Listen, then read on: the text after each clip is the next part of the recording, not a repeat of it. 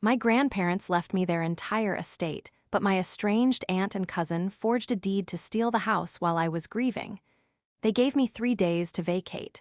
I didn't argue, I just waited for them to walk right into a felony arrest. Before we continue today's story, we have an urgent announcement to make. Due to technical issues, we are pivoting towards another channel. Please subscribe to our new channel, Kin and Karma. You can find the link in the video description, the pinned comment, and the collaboration tag on this video. Make sure to switch over now so you don't miss out. Thank you for your support. Now back to the story. The silence in the lawyer's office was so heavy it felt like a physical weight pressing down on my chest. It was a sterile, mahogany-paneled room that smelled faintly of old paper and lemon polish, a scent that usually brought me comfort in my line of work as an archivist. But today, it only made me nauseous. I was sitting in a high-backed leather chair that felt too big for me, clutching a tissue that had long since disintegrated into white lint in my sweaty palm. Across from me sat Charles, my grandfather's attorney for over 40 years. His face, usually warm and grandfatherly, was etched with a grim, professional solemnity that terrified me more than his words. And to my left sat them, my Aunt Elizabeth and her son, my cousin Mason.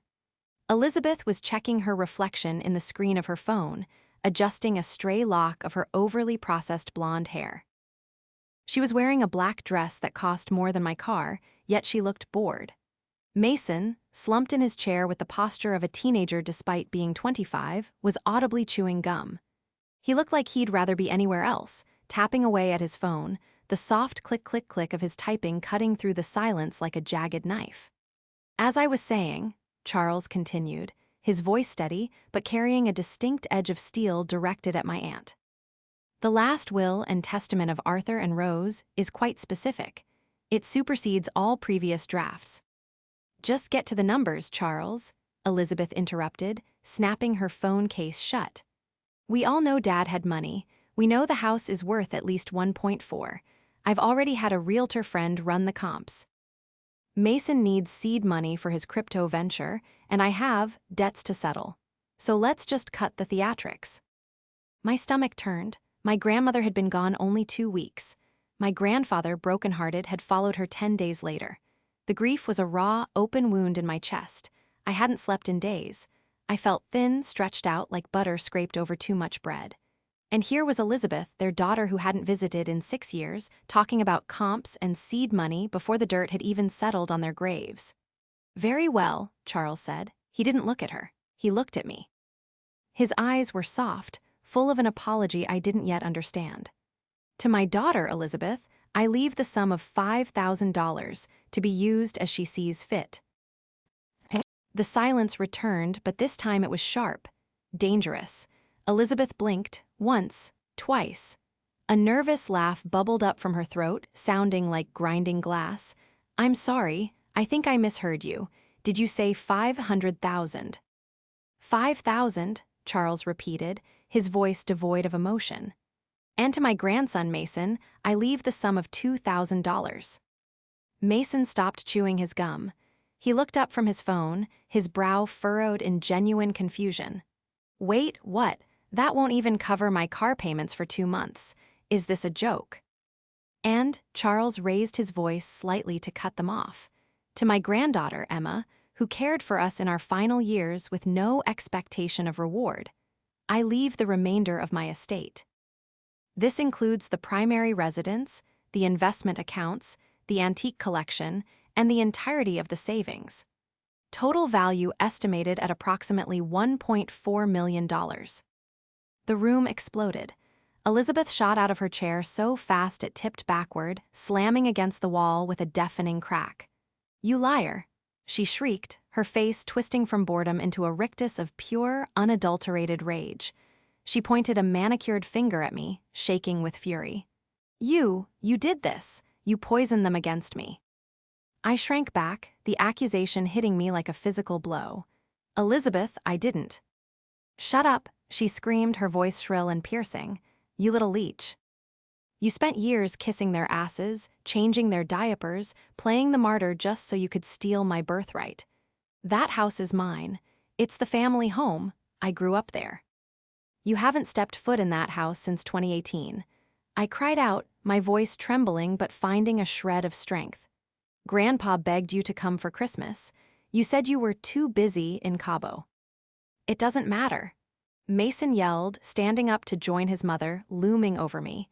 It's my mom's house. You're just the niece. You're nobody. You think you're gonna keep $1 million from us. Charles stood up then, slamming a file onto his desk. That is enough. You will sit down, or I will have security remove you from this building immediately. Elizabeth was breathing heavily, her chest heaving. She glared at Charles, then turned her gaze slowly back to me. The rage in her eyes shifted into something colder, something calculating.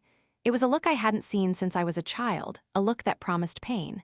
She smoothed her dress, picked up her purse, and leaned in close to my face. I could smell her expensive perfume, cloying and sweet, masking the rot beneath. Enjoy the victory lap, Emma, she whispered, her voice low and venomous. But don't get comfortable. Daddy might have been senile, and Charles might be incompetent, but I get what I want. Always.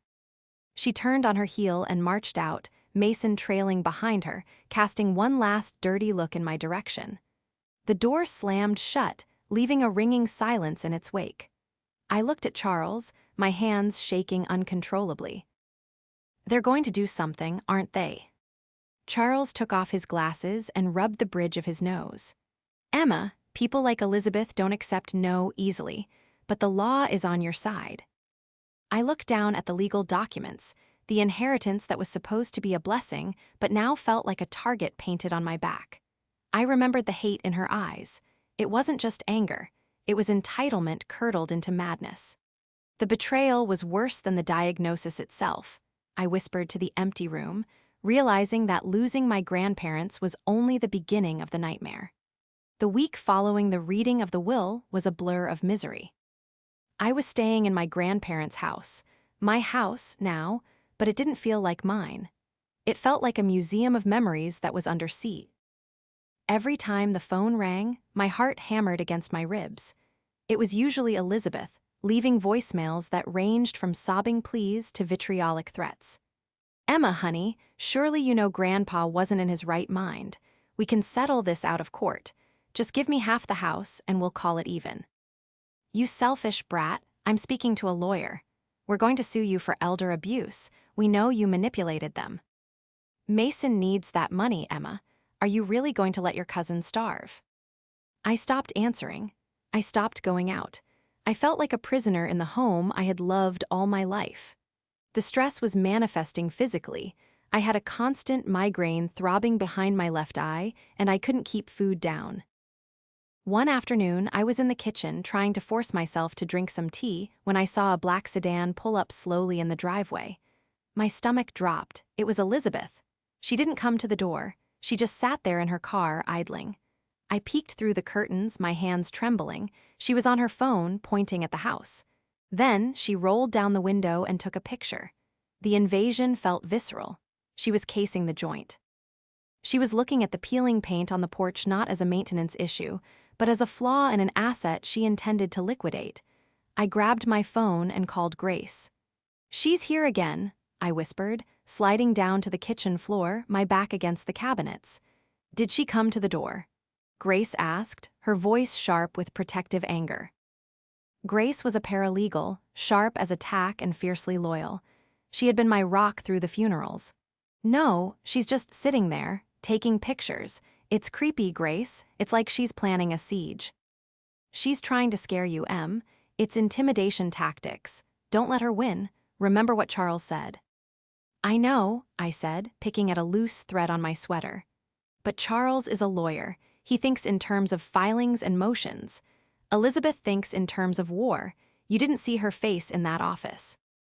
Listen to me, Grace said firmly. You need to protect yourself, not just physically, but legally. Beyond just the will, have you thought about what we discussed, the trust? I hesitated. Charles mentioned it, an irrevocable trust. He said it would lock everything down so tight that even if they sued me into oblivion, they couldn't touch the assets. Do it, Grace urged. Do it yesterday. Elizabeth is sloppy, but she's persistent. If she finds a loophole, she'll pry it open with a crowbar. You need to make this estate bulletproof." I looked out the window again. Elizabeth's car was pulling away, but as she did, she slowed down and looked directly at the window where I was hiding.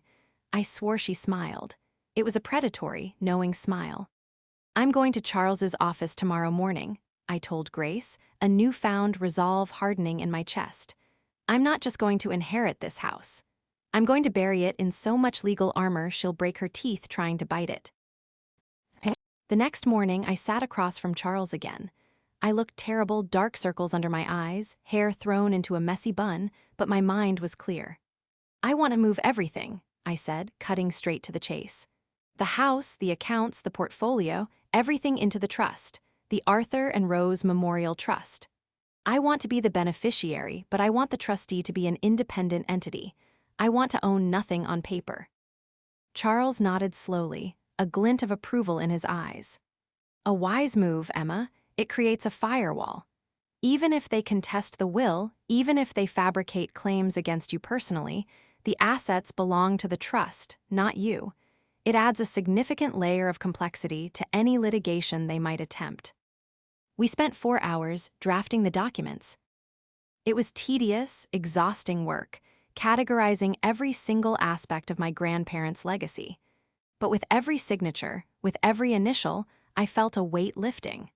I wasn't just hiding the money, I was protecting their memory.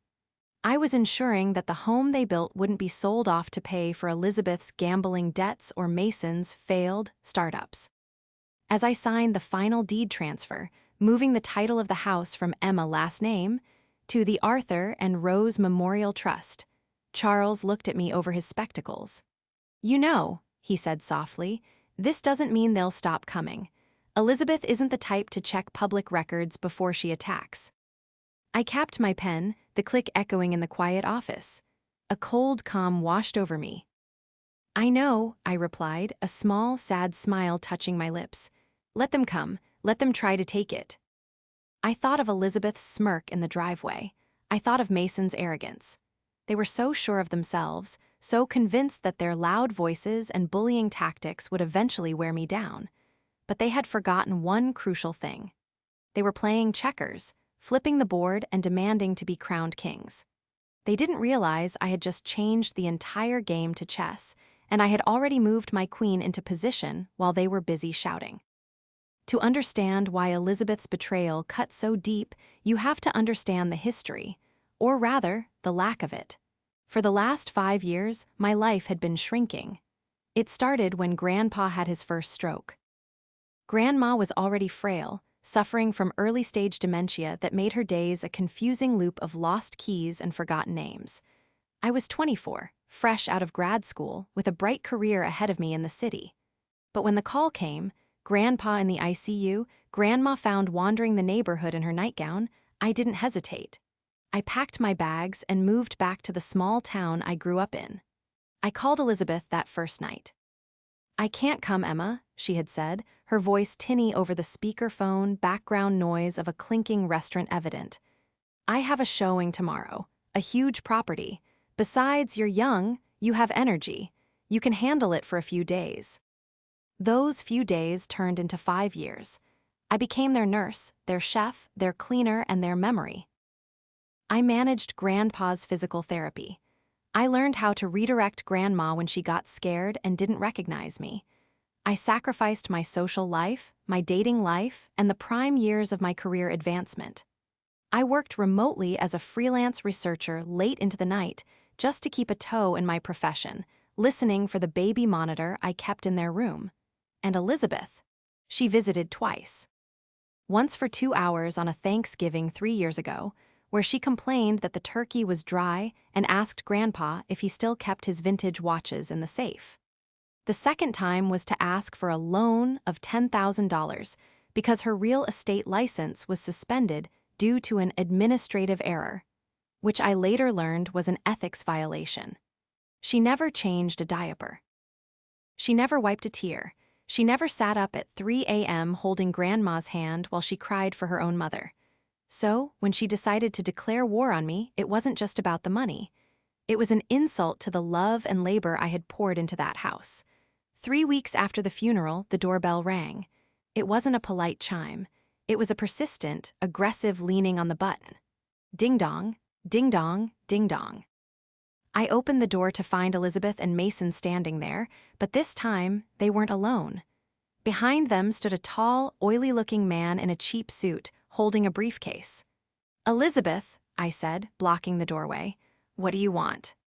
"We're here to inspect the property," Elizabeth said breezily, pushing past me before I could stop her. The man in the suit followed, and Mason brought up the rear, smirking at me. "Excuse me," I said, hurrying after them as they marched into the living room. "You have no right to be here. This is my house." "Actually," the man in the suit spoke up, his voice nasally and condescending. "We are here on behalf of the potential investors. My client, Mrs. Elizabeth, has informed me that there are questions regarding the validity of the will due to the decedent's mental state. As such, we need to inventory the assets to ensure nothing is misplaced." "Who are you?" I demanded. "This is Mr. Henderson," Elizabeth said, running her hand along the back of my grandmother's favorite velvet armchair. "He's advising me, and honestly, Emma, look at this place. It's cluttered. It smells like old people. We're going to need to stage it properly if we want to get top dollar." "We are not selling the house," I shouted, my voice echoing off the high ceilings. "Get out, all of you." Mason laughed, picking up a crystal figurine from the mantel and tossing it lightly in the air. "Relax, cuz. Why are you so uptight?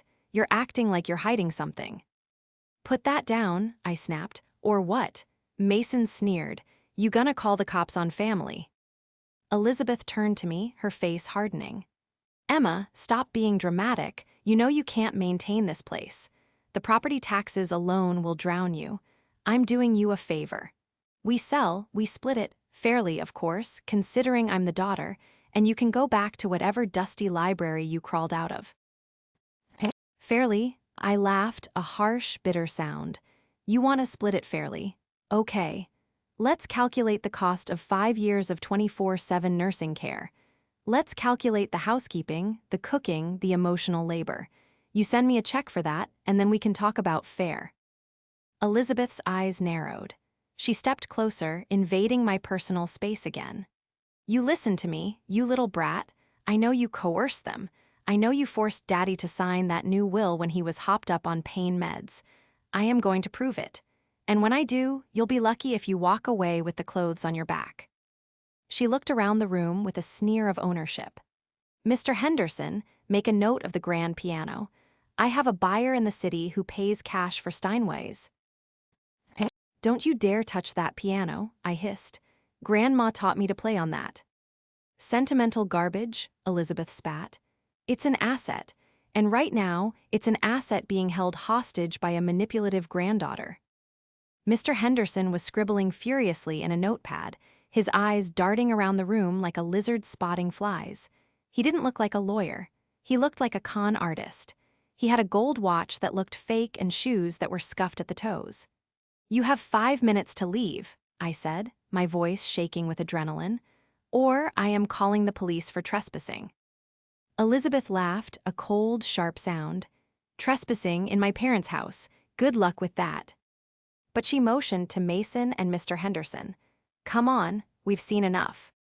"It's worse than I thought. We'll need a full crew to clear out this junk." As they walked out, Mason bumped my shoulder hard, knocking me back a step. "Better start packing, Emma. Clock's ticking." I watched them leave, my heart pounding in my ears. They weren't just fishing for money anymore. They were planning a takeover. Mr. Henderson was clearly not a legitimate lawyer, which meant they were looking for loopholes outside the law. I locked the door and leaned my forehead against the cool wood. They thought they were dealing with the quiet, submissive Emma who just wanted everyone to get along. They didn't realize that the grief had burned that version of me away. I pulled out my phone and dialed Charles. "They brought a consultant to the house," I said as soon as he answered. "They're inventorying items to sell." "Stay calm, Emma," Charles said. "The trust is active, the deed is recorded. Let them posture. They can't sell what they don't own." "I know," I said, watching Elizabeth's car disappear down the street. "But they don't know that yet, and I have a feeling they're about to try something stupid." I didn't know how right I was. The invasion of my home by Elizabeth and her consultant wasn't just an annoyance, it was a declaration of intent. My hands were still trembling an hour after they left, not from fear, but from a cold, simmering rage that was beginning to solidify in my gut. I didn't sit down. I didn't cry. I walked straight into my grandfather's study, the room that smelled of pipe tobacco and old leather, and sat at his heavy oak desk. This was where he had managed his affairs for 50 years. It was where he had taught me to balance a checkbook, where he had shown me the importance of meticulous record-keeping. "Okay, Grandpa," I whispered to the empty room. "Show me what I need." I opened my laptop and started digging. My profession as an archivist wasn't just about dusting off old books. It was about finding patterns in chaos, about tracing ownership through centuries of obfuscation, about verifying authenticity. I knew how to navigate public records better than most lawyers. First, I looked up Mr. Henderson. I had caught a glimpse of his business card when he flashed it: Henderson and Associates, Asset Recovery. A quick search on the state's business registry showed the LLC had been formed 3 weeks ago.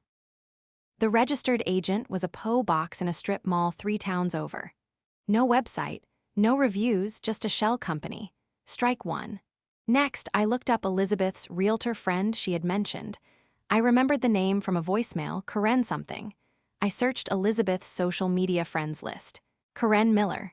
Licensed realtor, yes, but her license was currently suspended for failure to disclose property defects. Strike two, then I went deeper. I pulled up the county property records for the house. The deed transfer to the Arthur and Rose Memorial Trust had been recorded that morning. It was official. The house wasn't mine. It belonged to a legal entity that I controlled but didn't technically own. But then I saw something that made my blood run cold. There was a pending application for a quitclaim deed filed just hours ago. The applicant, Elizabeth Miller; the grantee, Mason Miller. My heart hammered against my ribs. A quitclaim deed is a fast way to transfer property, often used between family members. It doesn't guarantee the title is clear, but it clouds the ownership. If they filed this, and if a clerk wasn't paying attention, or if they forged my signature. I called Grace immediately. "They're trying to steal the house," I said, my voice tight. "They filed a quitclaim deed, today." "How?" Grace asked, the sound of typing furious in the background. "They need your signature to transfer it from you to them." "That's just it," I said, staring at the screen. "I didn't sign anything, which means—" "Forgery," Grace finished for me. "They forged your signature." "Or they found a notary who didn't check ID," I added. "Elizabeth knows people, shady people." "Okay," Grace said, her voice turning professional. "We need proof. We need to see that document. Can you get a copy?" "I'm going down to the county clerk's office right now," I said, grabbing my keys. "I'll be there in 20 minutes. The drive was a blur. When I arrived at the sterile government building, I felt like I was walking into battle. I paid the expedite fee and requested a copy of the pending filing. The clerk, a tired-looking woman named Brenda, ironic, handed me a crisp photocopy. There it was. Grantor, Emma last name. Grantee, Mason Miller. Signature of Grantor. A scrawled, shaky signature that looked vaguely like mine, but with a loop on the E I never made. And the notary stamp. Peter Henderson, the consultant. I almost laughed out loud in the middle of the office. They were so arrogant, so sloppy. They had used their own fake consultant to notarize a forged deed. "Is there a problem, ma'am?" the clerk asked, noticing my expression. "No," I said, carefully folding the document and placing it in my bag. "Actually, this is exactly what I needed." I walked out into the bright afternoon sun, and for the first time in weeks, I didn't feel like a victim. I felt like a hunter. They had just handed me a loaded gun. 2 days later, the official notice arrived. It was taped to my front door, a brightly colored eviction notice, printed on cheap paper with a lot of bold text and exclamation points. Notice to vacate. To Emma last name from Mason Miller, property owner. You are hereby notified that your occupancy of the premises AT address is terminated effective immediately. You have 72 hours to vacate the property and remove all personal belongings. Failure to comply will result in legal action and removal by law enforcement. It was almost comical. A legal eviction takes months. A notice to vacate usually gives 30 days. 72 hours was the timeline of a desperate bully, not a property owner. I pulled the tape off the door, careful not to tear the paper. This was evidence. I went inside and waited. I knew they wouldn't be able to resist a victory lap. Sure enough, around 4:00 p.m., Elizabeth's car rolled into the driveway again. This time, Mason was driving and he parked right on the grass, the tires digging ruts into the lawn my grandfather had meticulously manicured for decades. They got out, looking triumphant. Elizabeth was wearing sunglasses and carrying a clipboard. Mason had a smirk that looked pasted on. I met them on the porch. I didn't invite them in. I stood with my arms crossed, blocking the door. "Did you get our little note?" Elizabeth asked sweetly, pulling her sunglasses down to peer at me. "I did," I said, holding up the neon paper. "It's very colorful." "It's legally binding," Mason said, puffing out his chest. "I own this place now. My name is on the deed." "We filed it with the county." "Is that so?" I asked, my voice dangerously calm. "Because last I checked, I inherited this house." "And you signed it over," Elizabeth lied smoothly, not missing a beat. "Don't you remember, that night after the funeral? You were so distraught, so overwhelmed. You said you didn't want the burden. You signed the quitclaim deed right at the kitchen table." I stared at her, genuinely amazed by the audacity. "You are insane," I said quietly. "I never signed anything." "Memory is a tricky thing when you're grieving, honey," Elizabeth said, her voice dripping with fake sympathy. "But Mr. Henderson notarized it. We have the witnesses. It's done, you're out." "By Friday," Mason added, checking his watch as if he had somewhere better to be. "Noon." "We're changing the locks then." "You really think I'd let that happen?" I asked, allowing a small, cold smile to touch my lips. "You really think I'm that stupid?" Elizabeth's smile faltered for a fraction of a second. "Excuse me." "You filed a fraudulent deed," I said, stepping closer. "With a forged signature, notarized by a man who isn't even a licensed notary in this state," I checked. "Peter Henderson's commission expired in 2019 in Ohio. He doesn't exist here." Elizabeth's face went pale beneath her makeup. Mason took a step back, his bravado flickering. "You're lying," Mason stammered. "He's a professional." "He's a con artist," I corrected. "And so are you. Do you know what the penalty is for filing a false instrument with a government office? It's a felony, Mason. Up to 5 years in prison." "You can't prove anything." Elizabeth shrieked, her composure cracking. "It's your word against ours. We have the document." "I have the document too," I said. "And I have handwriting experts ready to testify that the signature is a clumsy forgery. And more importantly," I leaned in, dropping my voice to a whisper, "I have something you didn't count on." "What?" Elizabeth hissed. "I'm not the owner of this house," I said. They both froze. "What are you talking about?" Mason asked. "The house belongs to the Arthur and Rose Memorial Trust," I said, savoring the confusion on their faces. "I transferred it days ago, before your little forgery was even filed. You can't quitclaim a property you don't own to begin with." "You tried to steal a house from a ghost, Elizabeth." Silence, absolute stunned silence. A bird chirped in the distance, sounding mockery. Then Elizabeth's face turned a mottled red. You bitch, you tricked us." "I protected my family," I said. "Now get off my porch. If you come back before Friday, I'm calling the police." "We're not going anywhere," Mason yelled, his face turning an ugly shade of purple. "We're moving in on Friday. Try and stop us." "Fine," I said, stepping back inside and closing the door in their faces. "Friday it is."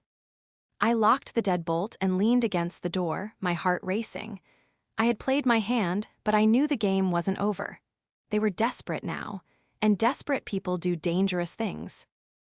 The next 48 hours were a masterclass in psychological warfare. Elizabeth didn't retreat. She doubled down.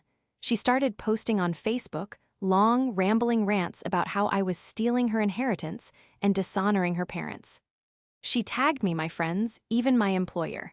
My niece has manipulated my dying father and cut me out of my own childhood home. Please, friends, pray for justice.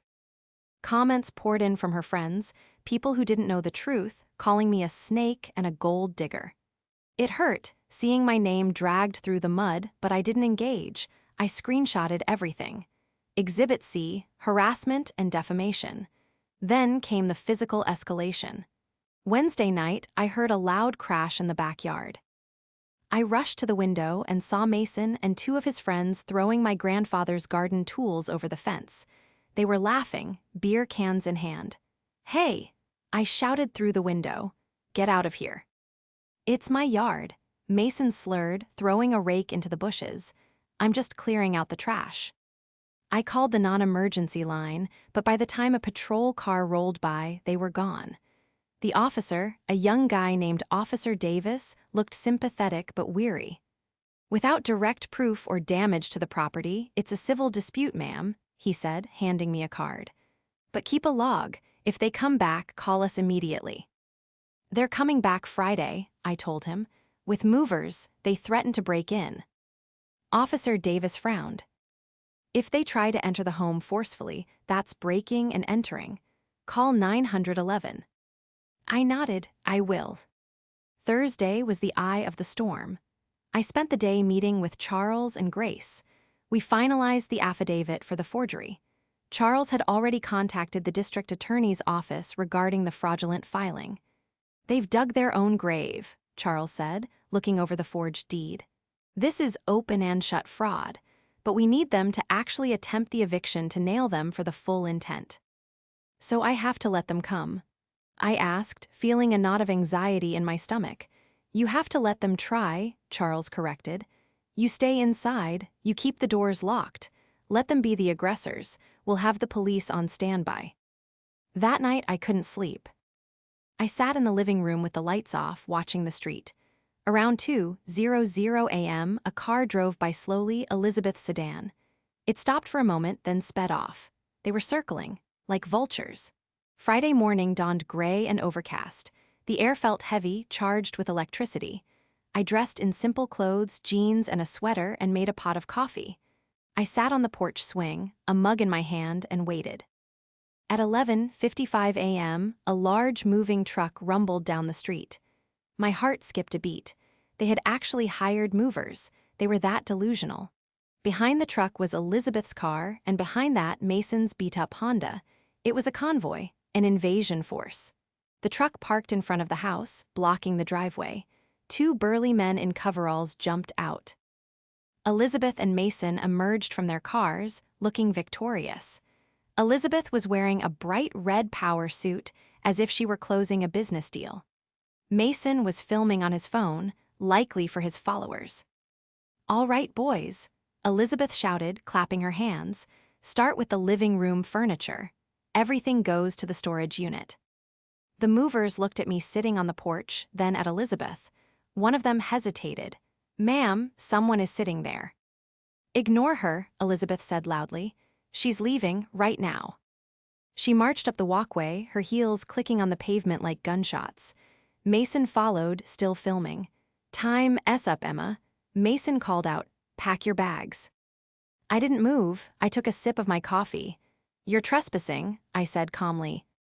"I own this house." Mason yelled, waving a piece of paper, the forged deed. "I have the deed right here. Now get out of my way before I physically remove you." "Touch me and you go to jail for assault," I said, my voice steady despite my racing heart. Elizabeth stepped up onto the first step of the porch. "Don't tempt him. Just give us the keys, Emma. It's over. You lost." "Did I asked, "or did you just walk into a trap?" I pulled my phone out of my pocket and pressed a single button.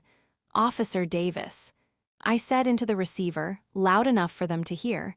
"They're here. They're attempting to break in." Elizabeth's eyes went wide.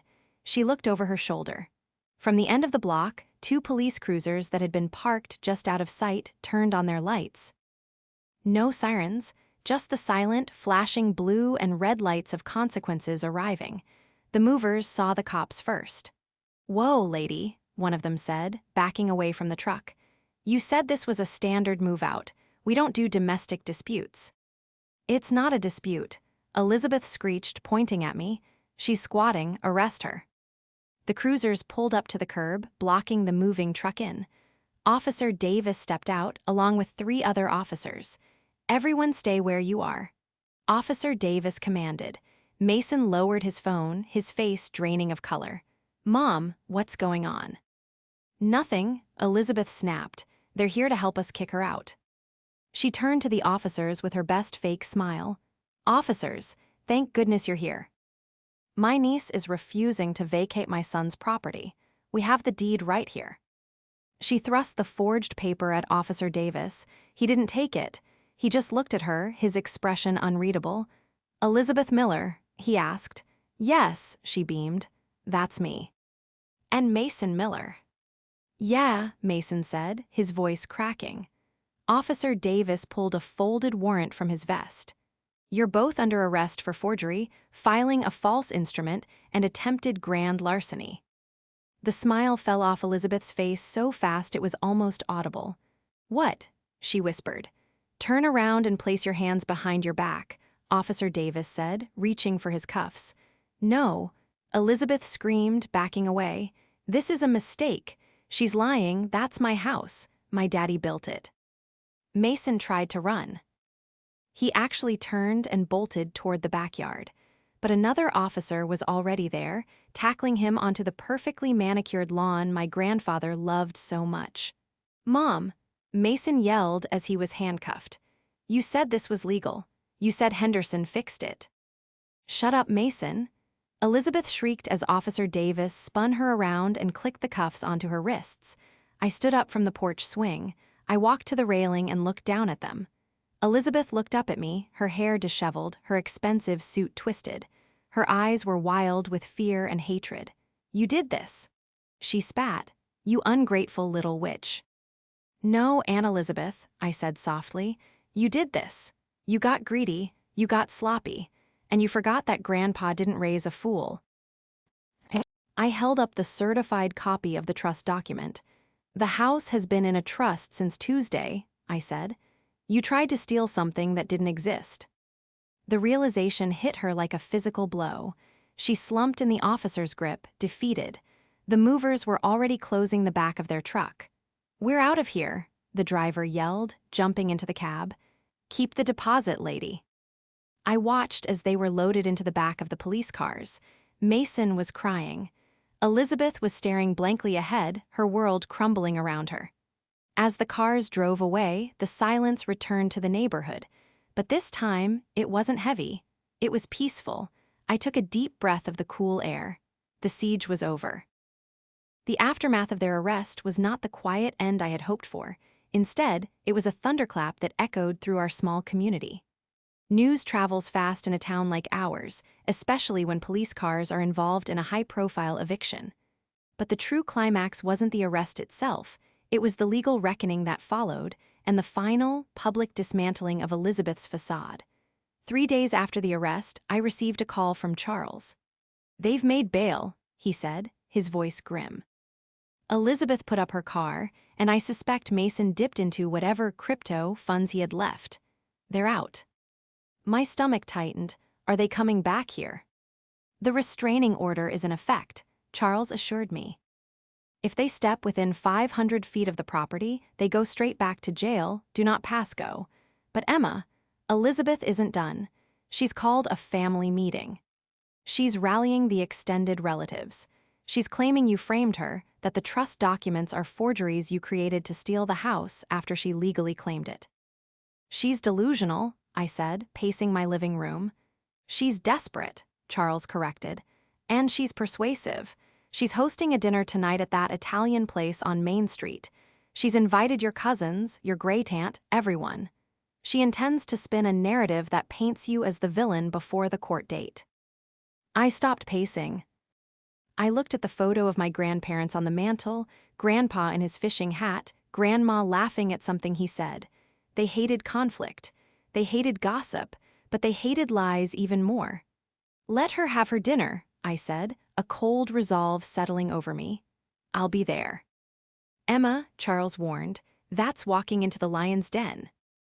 No, I said, grabbing my purse and the thick file folder Grace had prepared for me. It's walking into a courtroom, and I'm bringing the evidence. The restaurant was bustling when I arrived. I saw them immediately, a long table in the back, dominated by Elizabeth holding court. She looked haggard, her makeup a little too heavy to hide the stress lines, but her voice was loud and performative. Mason sat next to her, looking sullen and picking at a breadstick. Around them sat my cousins, a few aunts I rarely saw, and even Great-Aunt Mildred, who was nodding sympathetically as Elizabeth spoke. And can you believe it? Elizabeth was saying, her voice trembling with practiced emotion. My own niece, calling the police on her flesh and blood, all because she couldn't handle the fact that Daddy wanted me to have the house. She forged those trust papers, I know it. We have a witness. The table murmured in agreement. Terrible, someone whispered. Poor Elizabeth. I walked up to the table. Silence rippled outward from where I stood, cutting through the restaurant chatter like a knife. Hello, everyone, I said, my voice clear and steady. Elizabeth jumped, nearly knocking over her wine glass. You, she hissed. You have some nerve showing your face here. This is a private family dinner. It's a public restaurant, Elizabeth, I said calmly. And since you're discussing me, I thought I should clarify a few things. We don't want to hear your lies, Mason shouted, standing up. Get lost, Emma. Sit down, Mason, I said, not even looking at him. I kept my eyes locked on Elizabeth. I'm not here to argue, I'm here to show you something. I placed the file folder on the table. What is this? Great-Aunt Mildred asked, peering at it through her thick glasses. That, I said, opening the folder, is the report from the forensic document examiner regarding the quitclaim deed you filed, Elizabeth. It confirms, with 99% certainty, that the signature Emma last name was not written by me. Elizabeth scoffed, though her hand trembled as she reached for her wine. You paid someone to say that. I also have this, I continued, pulling out another sheet. A sworn affidavit from the real Peter Henderson in Ohio. He states he has never been to this state, never met you, and certainly never notarized a deed for you. He's suing you for identity theft. Gasps went around the table. My cousin Sarah picked up the paper, her eyes widening. Wait, this says the notary stamp was ordered online from a novelty shop. And finally, I said, pulling out the piece de resistance, a printout of a text conversation. This is a transcript of texts between Mason and his friend who works at the print shop. Date, 3 days before the eviction attempt. Mason asks, Hey bro, can you make a deed look official if I send you the template? Mom needs it for the house. Mason turned white. He looked at his mother, panic in his eyes. Mom, you said you deleted those. The room went dead silent. Even the waiters stopped moving. Elizabeth stared at the transcript, her mouth opening and closing like a fish out of water. The narrative she had been spinning for hours, for weeks, collapsed in an instant. It was a misunderstanding. Elizabeth stammered, looking around the table for support. We were just trying to expedite things. Daddy wanted me to have the house. Emma manipulated him. Arthur didn't want you anywhere near that house, Liz, Great-Aunt Mildred said sharply, her voice cutting through the excuses. He told me himself last Christmas. He said you only called when you needed money. He said Emma was the only one who cared about them, not their wallet. Elizabeth looked at her aunt, stunned. That's not true, he loved me. He loved you, I said softly, but he didn't trust you. And this, I gestured to the pile of incriminating documents, is exactly why. I looked around the table. The sympathy had evaporated. In its place was shock, disgust, and pity. My cousins were looking at their phones, avoiding eye contact. Great-Aunt Mildred was shaking her head in disappointment. I'm pressing charges for the forgery and the attempted fraud, I announced to the table. The police already have copies of all of this. I just wanted you to hear the truth from me, not the fairy tale Elizabeth has been selling you. I turned to leave, but Elizabeth stood up, her chair screeching against the floor. You think you've won. She screamed, her voice cracking, tears streaming down her face. Real tears this time, tears of rage and humiliation. You think because you have some papers you're better than me. You're nothing. You're a lonely, pathetic spinster just like your grandmother. My grandmother, I said, turning back to face her one last time, was a woman of integrity. She built a life of love and respect.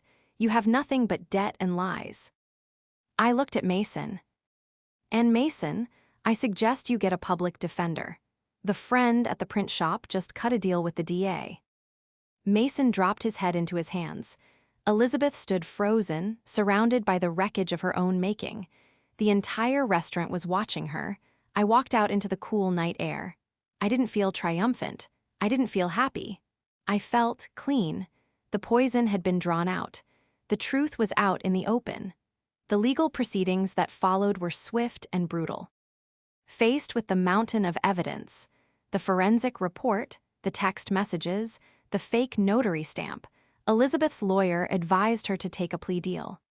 She pleaded guilty to 1 count of forgery and 1 count of attempted grand larceny. She was sentenced to 3 years of probation, 500 hours of community service, and ordered to pay restitution for my legal fees. Mason, having a clean record and being clearly manipulated by his mother, got a lighter sentence, 2 years probation and mandatory counseling. But the real punishment wasn't the court S. It was the social exile. Elizabeth's reputation in town was destroyed. The real estate career she claimed to have was over before it started. No broker would touch someone with a fraud conviction. She ended up moving 3 towns over, into a small apartment she could barely afford working retail. We haven't spoken since the restaurant. Mason, surprisingly, reached out. About 6 months after the sentencing, I found a letter in my mailbox. No return address. Emma, I don't expect you to forgive me. I was an idiot. Mom told me the house was rightfully ours and that you stole it. I believed her because I wanted the money. I'm sorry. I'm working at a landscaping company now. It's hard work, but it's honest. I hope you're doing okay. Mason. I didn't reply, but I didn't burn it either. I filed it away in the archives, a small footnote in the family history. As for me, I kept the house, but I didn't live in the past. I used the inheritance money exactly as my grandparents would have wanted. I renovated the kitchen, bringing in light and modern appliances while keeping the original charm. I turned the dusty attic into a proper climate-controlled archive for my work, and I started a project. I created the Arthur and Rose Grant for Elder Care. It wasn't huge, but it provided funding for families who couldn't afford in-home care for their aging relatives. I wanted to ensure that other people didn't have to sacrifice their entire lives the way I did, or suffer the isolation my grandparents feared. One afternoon, a year later, I was sitting on the porch swing, the same swing where I had watched the police arrest my family. The garden was blooming, the roses my grandmother loved bursting with color. Grace pulled into the driveway, grinning. She had just passed the bar exam. "Counselor," I greeted her, holding up a glass of lemonade. "Client," she teased back, hopping up the steps. "How's the estate?" "Secure," I smiled. "Quiet, peaceful." We sat there for a long time, watching the sun dip below the horizon, painting the sky in shades of orange and purple. "You know," Grace said thoughtfully, "most people would have sold this place. Too many bad memories." I looked at the house. I saw the window where I used to read to Grandpa. I saw the kitchen where Grandma taught me to bake. I saw the living room where I had stood my ground against Elizabeth. "The bad memories are just shadows," I said. "The house itself, it's built on love, and I wasn't going to let anyone steal that." I took a sip of lemonade, feeling the warmth of the setting sun on my face. The trust was solid. The family secrets were exposed, and for the first time in a long time, the house felt truly, completely mine.